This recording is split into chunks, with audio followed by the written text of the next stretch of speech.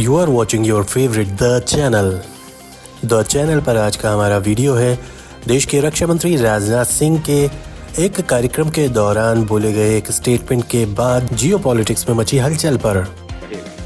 और जहां तक जमीन की बात है तो बॉर्डर्स तो बदल सकते हैं, क्या पता कल को सिंध भारत में फिर से वापस आ जाए।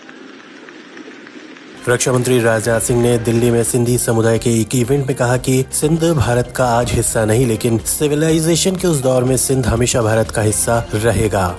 LK आडवाणी की किताब का जिक्र करने के साथ ही उन्होंने सिंध पर अपनी तरफ से अपनी राय जाहिर की और रेफरेंस आडवाणी साहब की किताब था। मैं यहाँ पर आदरणीय लाल कृष्ण आडवाणी जी का भी जिक्र करना चाहता हूँ। हमारे नेता थे, आज हैं।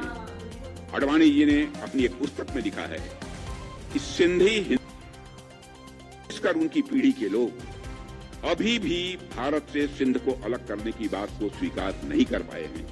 न केवल सिंध में बल्कि पूरे भारत में हिंदू सिंधु नदी को पवित्र मानते नहीं।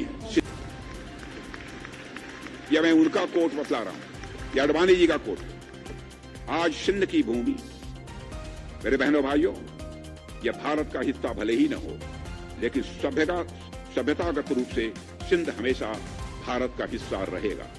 और जहां तक जमीन की बात है तो बॉर्डर्स तो बदल सकते हैं, क्या पता कल को सिंध भारत में फिर से वापस आ जाए। रक्षा मंत्री राजनाथ सिंह ने कहा सीमाएं बदल सकती है और उनका इशारा अपनी तरफ से जियोपॉलिटिक्स की तरफ इशारा कर रहा था। हो सकता है बदलती सीमाओं के साथ कल कोई और हिस्सा हमारे हिस्से में शामिल हो जाए। जब उन्होंने ये बात कही तो सभागार में तालियों की गूंज सुनाई दी। कार्यक्रम के दौरान ही सिंधी हिंदू डायस्पोरा के लोग पीढ़ियों के बाद आज भी अपने पूर्वजों के इलाके की कमी को महसूस करते हैं। इसके अलावा उन्होंने भारतीय राष्ट्रीय गान में सिंध शब्द शामिल होने की तरफ ऐतिहासिक संकेत भी दिए कि किस तरह से ये हमारी पहचान से जुड़ा है। कार्यक्रम के दौरान रक्षा मंत्री राजनाथ सिंह की कही गई बातों को लेकर विशेषज्ञ अपनी तरफ से राय जाहिर कर रहे हैं और साथ ही साथ इंटरनेट पर कमेंट्स की बाढ़ आ गई है। उधर पाकिस्तान ने भी अपनी तरफ से इस बयान पर अपनी तरह से रिएक्ट किया है। बदलते दौर के अंदर जहां पल पल चीजें बदलती हैं, राजनाथ सिंह के इस बयान के बाद जहां सीमाएं बदलने की बात कही गई है, आप क्या सोचते हैं? जो भी आप सोचते हैं हमारे साथ कमेंट सेक्शन में जरूर शेयर करें। इसी तरह के और वीडियोस के लिए बने रहें द चैनल के साथ।